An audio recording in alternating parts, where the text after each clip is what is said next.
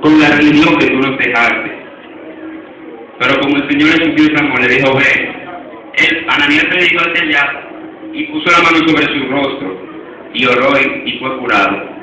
En ese momento, Pablo reconoció su gran error. Y si buscamos en Romanos 7, 19, que lo voy a leer en este momento, Romanos 7, 19, porque no hago el bien que yo quiero, sino hago el mal que no quiero, eso hago. Y vamos a 21, así que queriendo hacer yo lo bueno, yo estaré que el mal está en mí. Porque según el hombre anterior me derecho la ley de Dios, pero veo otra ley en mis miembros, que me revela contra la ley de mi mente, y que me lleva cautivo a la ley de pecado, y que está en mis miembros. Pablo en ese momento reconoció lo que había sucedido. Se dio cuenta que la ley que él promulgaba, la ley que él decía que era la ley de Dios, no era la ley del Señor, sino la ley del pecado. Y se dio cuenta y reconoció. Y en estos momentos se puso comenzó a dar demente cuando él acababa con los cristianos, los echaban a la cárcel y decía, yo pensaba que estaba haciendo lo bueno, pero al darme cuenta de lo que estoy viendo en estos momentos, me he dado cuenta que no estoy haciendo lo bueno. Porque yo pensaba que estaba haciendo lo bueno y no lo hacía, sino hacía el pecado. Muchas veces cuando pecadores están en el mundo y creen que hacen lo bueno y no lo están haciendo, sino que hacen lo malo. Y cuando llegaron a ese Cristo y dice, wow, si yo lo había aceptado antes, si había reconocido que Él murió por mí cuando estaba joven o cuando tuve tiempo, o muchas veces están ya en el abismo y piensan eso y se dan cuenta de lo que han perdido. Pero Saulo lo supo remediar y ¿cómo le digo? Reconoció sus faltas. Porque dice en San Juan 1:9, si confesamos nuestros pecados, Él es fiel y justo para perdonarnos y limpiarnos de toda nuestra maldad. El Señor, cuando nosotros reconocemos que nosotros fallamos, el Señor nos perdona. No importa qué clase de pecado hemos cometido. El salmista David cometió muchos errores, pero él sabía humillarse a la presencia del Señor. Sabía reconocer que él lo hacía lo malo. Y llegó un momento cuando su pueblo estaba pasando por una gran calamidad, una gran peste. Él le dice, Señor, ¿por qué mi pueblo sufre tanto? Mejor que esta peste pase a mi casa. Y el Señor le dice que no. Y le dice, pero dime algo para remediar este error. Y le dice que fuera a una montaña y allí iba a haber un siervo que vivía en una casucha. Y le dijera, y ese siervo le iba a dar la tierra para que él levantara un sacrificio al Señor. Bueno, David se dirigió hacia allá. Cuando vio la montaña ya subió allá y habló con el hombre para que le diera la tierra. El hombre le dice, sí, te daré la tierra. Pero David dice, no, yo te compraré la tierra, porque no quiero hacer un sacrificio que no me cueste nada. Hay muchas veces que el Señor quiere ver algo diferente en nosotros.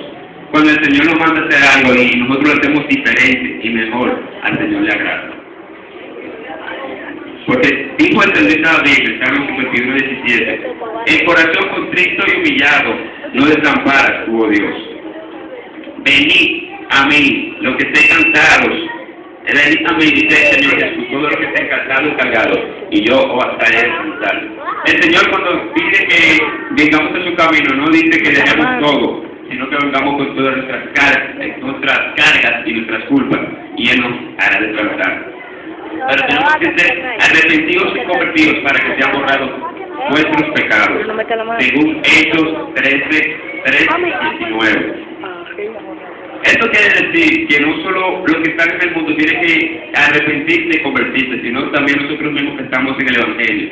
Porque si pecamos, sabemos que cuando pecamos nos apartamos del Señor. Y cuando nos apartamos del Señor, tenemos que reconciliarnos. Y eso significa una nueva conversión. Convertirse de nuevo a Cristo. Arrepentirse, reconocer que pecamos y reconocer nuestros pecados.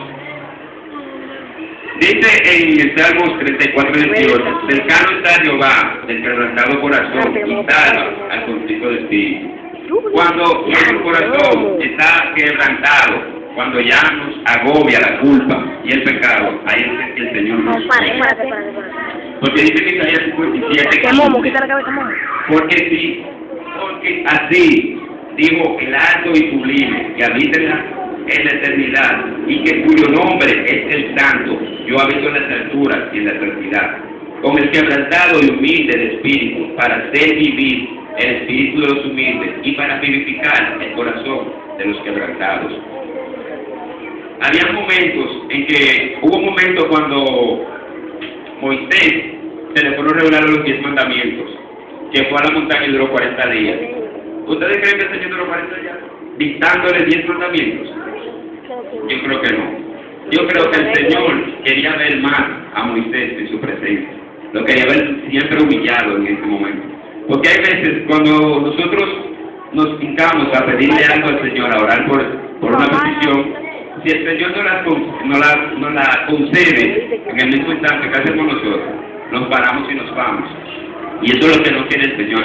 El Señor quiere que estemos humillados, que nos quebrantemos y que seamos humildes hasta el punto de conceder nuestra petición. Porque el Señor quiere que estemos siempre pendientes de Él, pendientes de su presencia, porque dice que una vez se llevó a Moisés durante 6 días y el 7º día fue que le habló. Cuando el Señor ve, mientras más humildes somos, más el Señor nos bendice. Pongo la cabeza.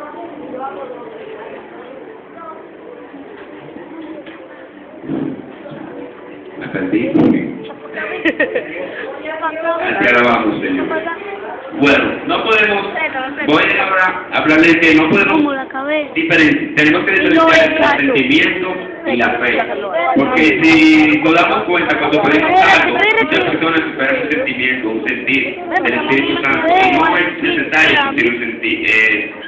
sentir un sentimiento, algo que nos dedique a dar cuenta que el Señor no habló. Porque los sentimientos y la fe son dos cosas muy diferentes.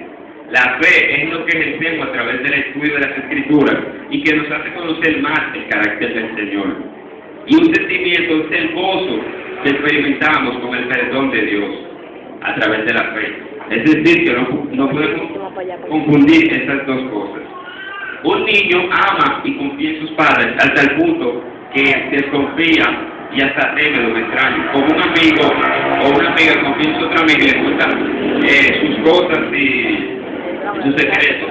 ¿Y por qué nosotros no podemos ser amigos de Dios y contarle nuestros secretos y decirle lo que estamos pasando? Muchas veces pecamos y decimos, no, el Señor conoce mi pecado, pero tú no te has puesto a pensar si el Señor quiere que tú le digas su pecado. Reconocer que tú estás en pecado y decirle, Señor, mira, estoy en pecado y estoy haciendo esto, estoy aquello mal y quiero que tú me perdones. Porque es verdad que el Señor conoce cada uno de nuestros pensamientos y sentimientos, pero aunque el Señor lo conozca no significa que Él nos va a ayudar. Tenemos nosotros mismos. Como Él nos da libre albedrío, así también con ese libre albedrío tenemos que decirle nuestros problemas para que Él nos pueda ayudar. Porque dice el apóstol Juan Pablo en Romanos 10:17, la fe viene del oír y del oír por medio de la palabra del Señor. ¿Cómo podemos conocer el carácter del Señor si no estudiamos la palabra? Muchas veces sacamos tiempo para todo, pero no para leer la palabra del Señor, para detenernos un poco. En pocas palabras, la fe nace del conocimiento adquirido a través de la palabra. Si no estudiamos la palabra, no sabemos si la fe de nosotros no se aumentará.